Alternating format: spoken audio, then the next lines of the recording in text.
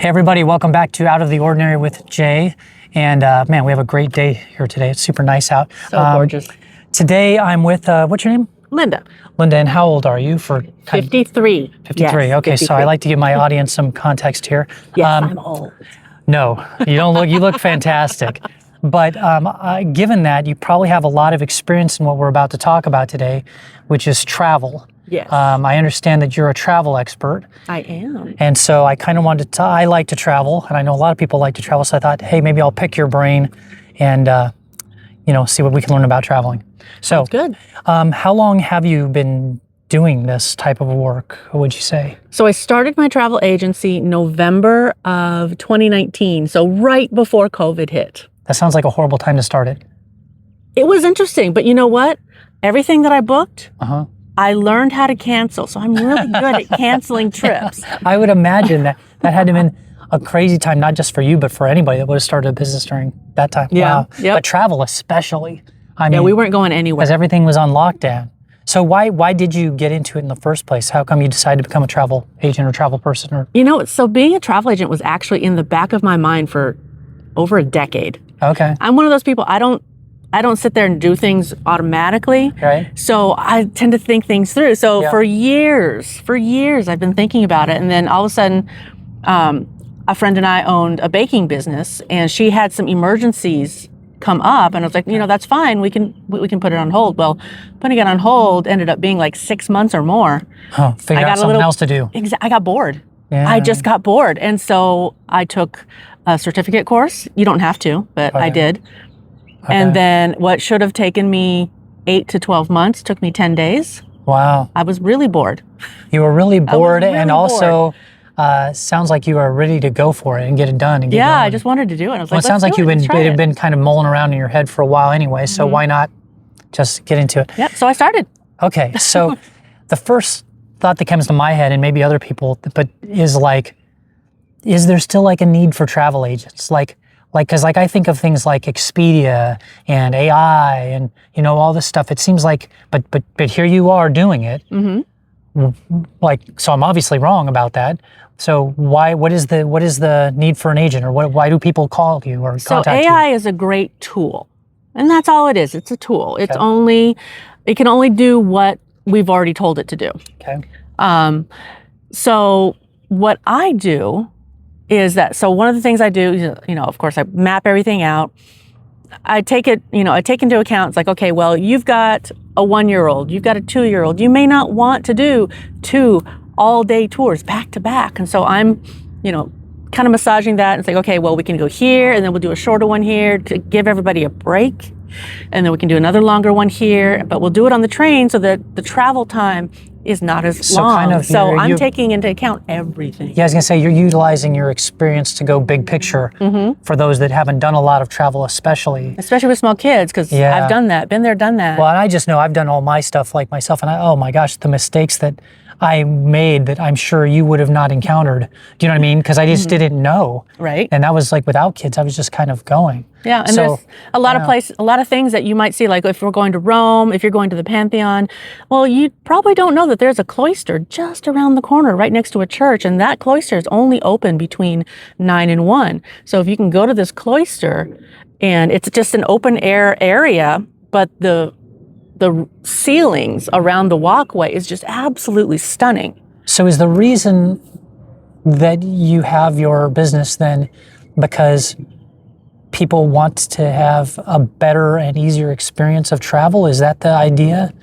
than they would otherwise do on their own? Is that kind of thing? Or some kind of, like we just talked about, kind of like some little secret things that can help the trips go? Is that kind of the main reason? Or the main reason was I didn't want anybody to have an experience like I did. Often that's how good businesses are born. So I get that. Okay. And this was back when we lived in Switzerland, and we were going to go to Normandy, and we decided that we were going to stop in Beaune for the evening, and that's where we were going to stay. So I booked a hotel through one of the online travel agencies, a very popular one, and we got to Beaune, and there was no hotel where we were supposed to be. There's like nothing. That's awkward. And so, and I called the online travel agency. I'm like, hey, I need some help. And they're like, well, we can't help you. I'm like, Wow. what? I booked this through you. You have all this information on the Wow. on your page. And they were like, nope, you should have done your research. I'm like, okay. So, Which is crazy knowing that you probably did do some research, I would imagine, yes, right? I did a lot of research, and I did it on their site. And then I Wow. also did it, on other sites too. And this was back, when the online travel agencies weren't as efficient as they are now. Okay. And there wasn't as much information, so I did as much research as I could, but Wow. they just wouldn't help. I That's was like, crazy. luckily we passed a place that I was kind of familiar with, and we had a 1-year-old. We had to get her to bed, Oh and it was my- 11:50 at night. That is So- psycho. So your own experience led you to say, I don't want other people to have this Exactly. experience. So do you have sort of a niche? Is it do you do high level net worth people, or do you do normal everyday ordinary people? Is there certain categories you play better in than others, or what? So I have quite a few niches, but my main niche is Italy. I do a lot. That's 90% of my business is Italy trips. So you know Italy. I know Italy a lot. Okay. And I love Italy, and I love Okay. going back. Okay. I do a lot of Europe. I do Okay. Thailand, which kind of helps because I was born there. Okay. And then I do premium and luxury cruises. And then I also do all-inclusives in the Caribbean and Mexico.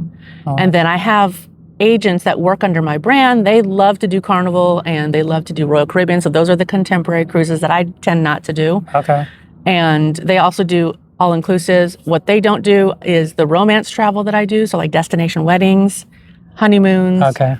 So I do a lot of romance travel as well. Those seem pretty involved, I would imagine. Destination weddings are very involved. and very serious, I would imagine. I mean, you're playing with somebody's money. They're getting married. Yeah, And that's when already. the average wedding in the United States Oof. is $24,000, and that's just the average. Yeah, those are.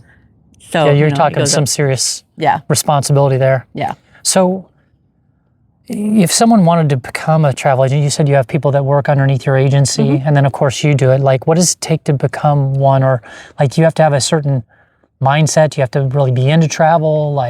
What's kind of the? So there's a lot of people that think they want to be a travel agent because Yeah. they think that, you're traveling, you get to travel for free. No, you don't get to travel for free. Too bad. I know. Bummer. That'd be awesome. I would I'd have wanna been be traveling one. for free for a while, but no. Yeah. But to be honest, you don't need any special training, which is actually kind of scary, but everybody starts somewhere. Okay. And so with the agents that come on with me, they do have to go through some training.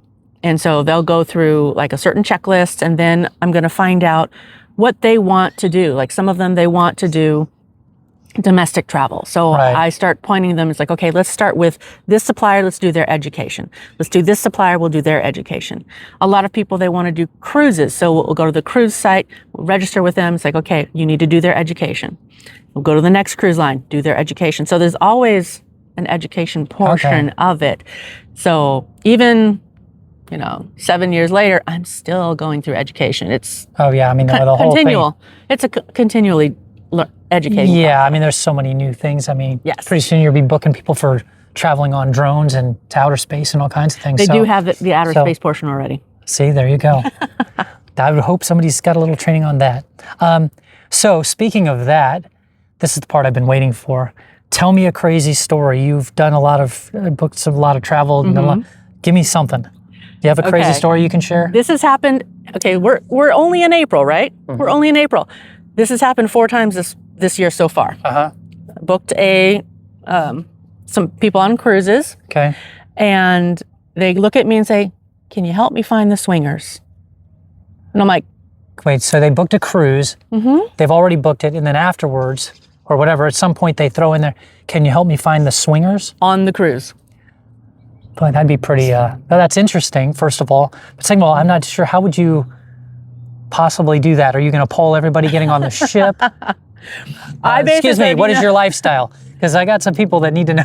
There are some ways to know who the swingers are, like when you're on the ship, and it all depends on, what they're wearing or what they've got on their door. But a lot of cruises are now saying that you can't put things on doors, but people still do. There's wow. certain things that you put on the door that say, "Yeah, I'm a swinger." Some people, there's certain things that you can wear that says, "Yeah, I'm a swinger." But to do it beforehand, So I don't what know. if someone accidentally wears the wrong stuff? Then this happened to me. They're like, honey, I don't know why I'm so popular. This happened Everybody to me wants to talk to me. because my mascot for my business is a flamingo. Okay. Guess what? One of the Is a flamingo. symbols is, yes, a Nice. flamingo. There's also That's pretty the funny. upside down pineapple apparently too. Oh, okay. There you go. I don't have pineapples anywhere in my business. Or upside down. Okay. yeah. Okay. But no, the flamingo apparently is one of the Oh, that's one funny. of the symbols. Wow. Well, see, now I know you all learned something on this video because I did for sure. So, boy, this is a really weird segue, but why do you think people should travel? You know what? Whether you're traveling domestically or whether you're traveling internationally, you're going to a different part of the world to open your eyes and your ears and Yeah. your mind. So Yeah.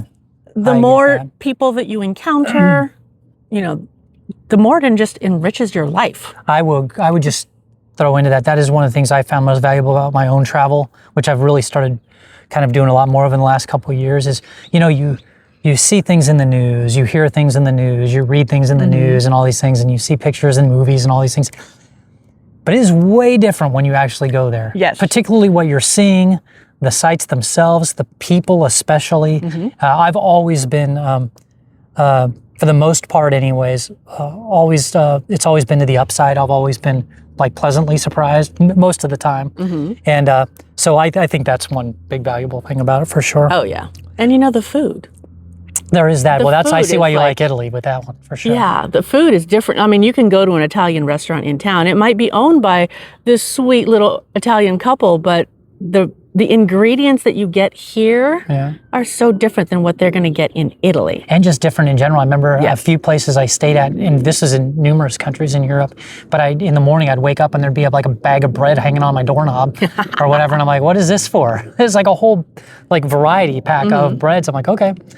Yeah, Darn, I have to eat it. exactly. So I'm assuming I know you've traveled yourself because you've mentioned a few places already that you've been. You mentioned Italy, you mentioned Switzerland, but is it like, what's your favorite place you've ever been to already? Like if you had to pick one place.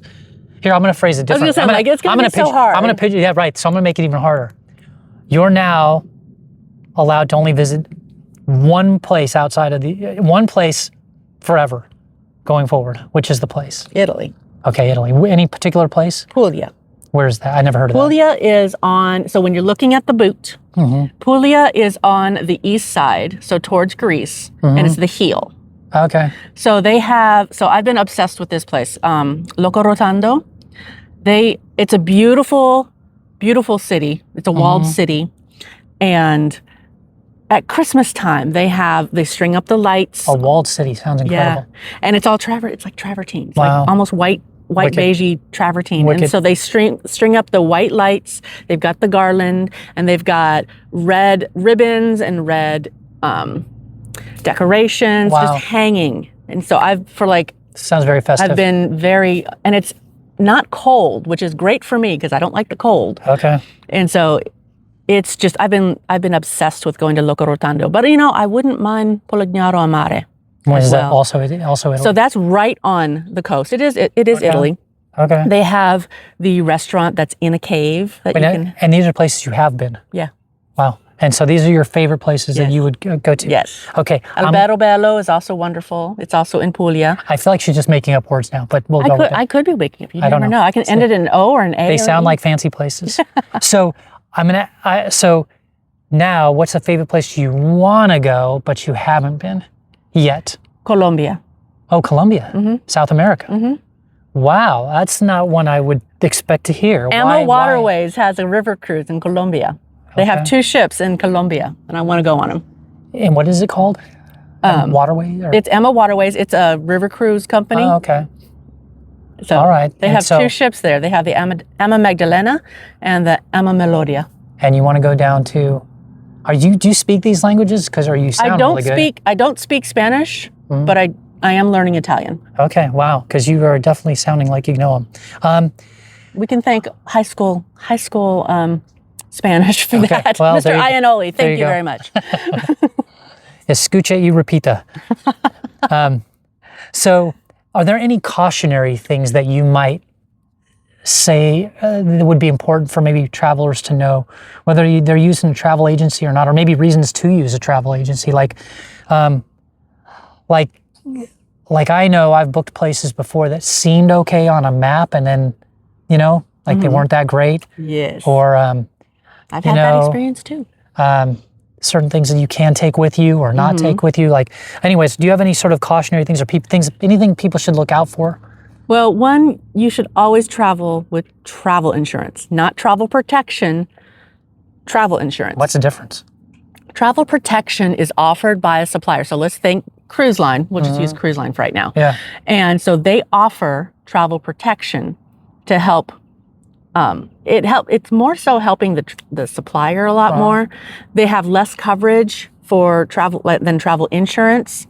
So, like if you miss your flight because of something, then they're going to give you X amount of dollars. I get you. Like a last minute plane flight cancellation. Right. So that's the one you're talking about. Right. Okay. What's the other one? Travel insurance is offered. The travel agent can offer it through an insurance company. So because I'm not an insurance agent, I can't really talk too much about it. Okay. I can tell you exactly what it says on the paper that it comes with. No, I got you. But is the idea, are you talking about like health insurance? It's health insurance and travel insurance all roped up into one. Because I had this happen one time. Two families, one chose travel insurance, one chose not. So they signed my waiver. I have a waiver that people sign. Yeah. Well, their kids were having some fun, playing around, and they both broke a limb. Oh. One broke an arm, one broke a leg. So the one without travel insurance had to pay up front thousands and thousands of dollars. Okay. Where the family that had travel insurance, they didn't have to pay all that up front. So the travel insurance was primary. And because it's primary, they take care of it first. I gotcha. And health insurance policies in the United States, in general, do not work in another country. Yeah, so in particular, if you're going out of country, and especially for even any amount of time, really there'll be something. So does it cost a lot of money? Not a lot. It's like a percentage, and it also is based on how old you are. Okay. So I just did a trip for a family of 4. Okay. They're going to be in Italy for 2.5 weeks. Yeah. The policy that I quoted them was like $852 That's for for the 4 of them. For 4 people for half of a month. For that 2.5, seems cheaper than my normal health insurance. Probably. It really does. That seems way cheaper than like a normal premium. Yeah, because like for 4 people, that's crazy. But it's all, it's only for 2.5 weeks. I know, but still. But I do, bump That's it crazy. one day before and one day after, just in case. Just in case, yeah. Yeah, it doesn't cost that extra to do that. Any other things that you would like to say before we sign off here? And by the way, thanks so much for your time and sharing your information about travel. That was super nice of you. Anything else? Just check with a travel agent. That's what we do. This is our job. We know about this, that, and the other, and you probably know about this, but we might know a little bit more in depth. Just like you go to a restaurant to eat food, you can cook yourself, but you go to a restaurant to have that experience. So have the experience with a travel agent. I like it. I'll just close by saying, get out there, go see the world. It's an amazing place. Thank you for the interview, Linda. I really appreciate it. Yeah, it was fun. Thank you. Thank you, Jay.